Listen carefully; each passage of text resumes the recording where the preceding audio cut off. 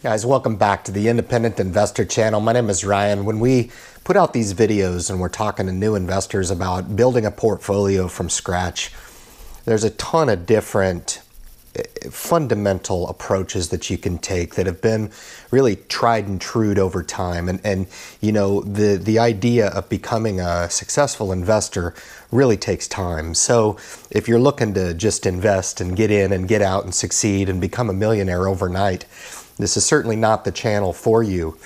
But I try to deliver those little tidbits of tools that you can put into your tool bag and pull at the opportune time. Because if you don't have these tools in your tool bag, you really go about investing with more of a broad stroke or kind of a trial by error type of approach. And if you can sit back and kind of listen to, you know, what's worked historically, because that's some of the best indications of what is going to work going future. Because, you know, nobody's got a crystal ball. Nobody can forecast where the stock market is going, but we can certainly understand where the stock market has been, what has worked over time, and what we can look to deploy right away. So we can look to minimize certain mistakes. And these two things right here, I'm going to talk about a couple things that are all too often overlooked, if not ever just acknowledged that they exist in a portfolio. And if you weren't the wiser, you could go for years investing with both gaps and overlaps. And that's really what this video is going to be about. Some more severe than other. We're going to kind of talk about both.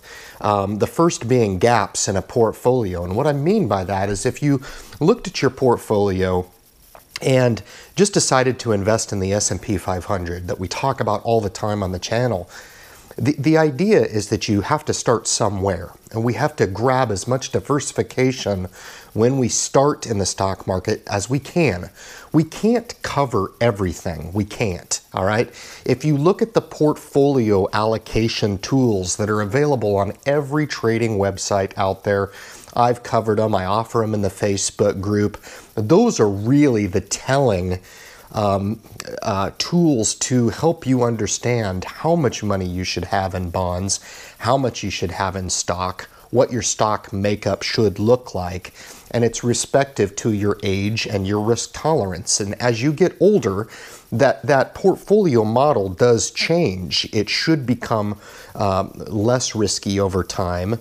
And as you're younger, it should be allocated to be a little bit more open to risk and exposure in the stock market.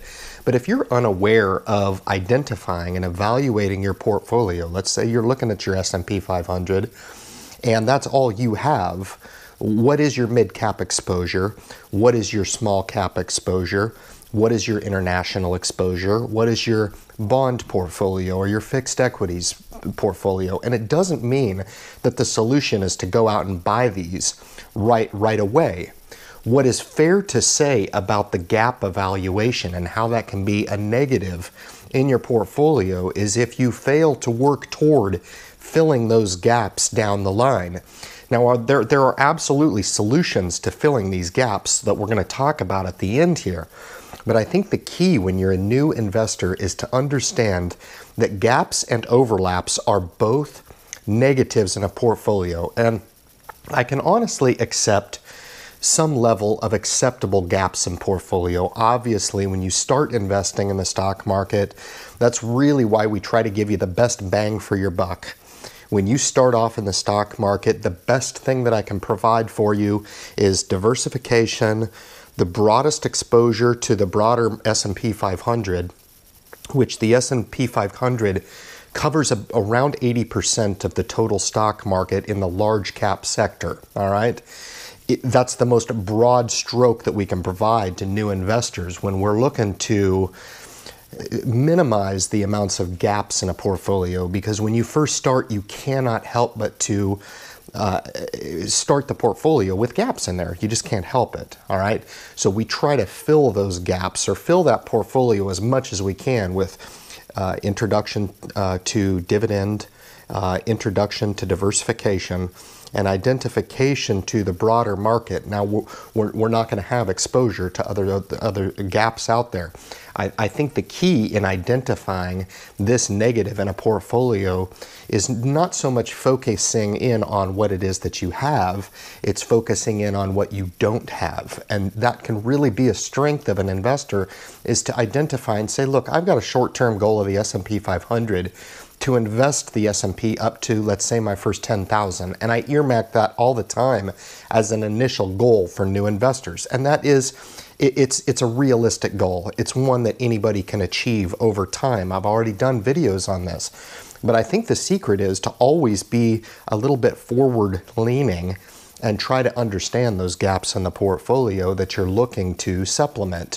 One of which that's overlooked all the time is the fixed equity portion of a portfolio. And any portfolio model is going to show you that even the most aggressive investor should in fact have some fixed equity position. Maybe in the stock portfolio, you look to add some small cap exposure to the portfolio. And the key is to look at your broad-based exposure and to look at where those gaps are in the portfolio and look toward filling that with a level of percentage of allocation within the portfolio.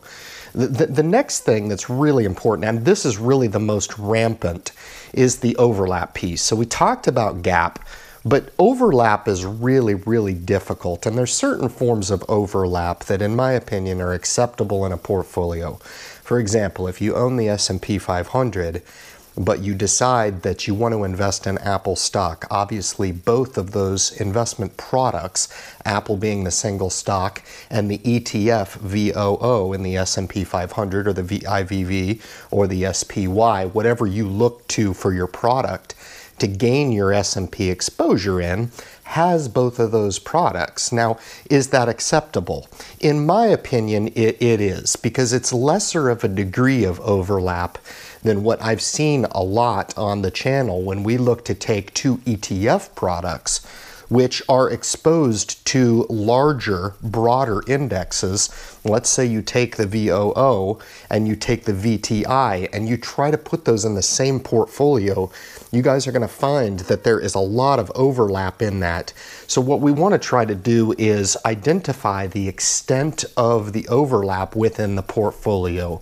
It's a key identifier, and if you don't know that it exists or even know to look for it, it can really hamper your portfolio, in that it's so much better to put your best players on the field as singular and focused as you can, as opposed to spreading your money all out across multiple investment products. It allows your money to really, really work to the maximum capacity because you've avoided that overlap. I look at the VYM and the VOO, which is a really good example of some unacceptable overlap. And I love both of those ETFs on a standalone basis. If the VYM wants to be your base in your portfolio, then make sure you're doing a good scrutiny of that ETF and making sure that you're adding ETFs in there that are going to be complementary and not contradictory to that ETF.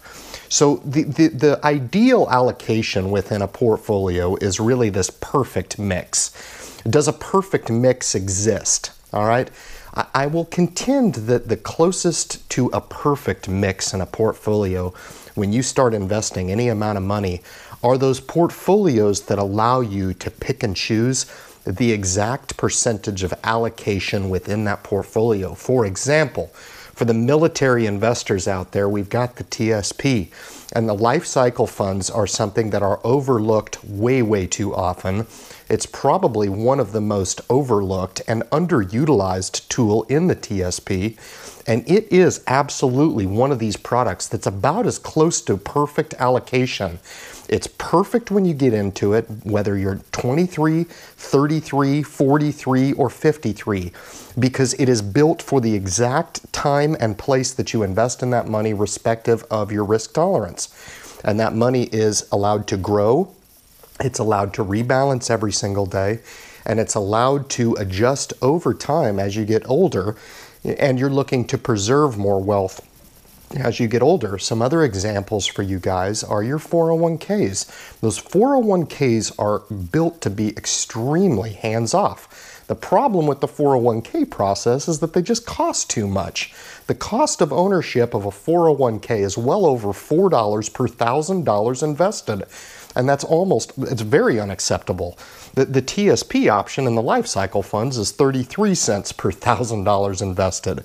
So much more reasonable for my military investors and my government workers out there who subscribe to the channel and are operating under a TSP concept, right? So what does that mean for the rest of us? There are solutions to avoiding or minimizing, and I think that's really the big takeaway, is to identify gaps and identify overlaps. And if it's an acceptable level of gap due to the account just starting, I think that's acceptable. If the overlap is minimum and that you want to seek that single stock exposure, but you want to buy the S&P 500 as well, I think that level of overlap is acceptable as well.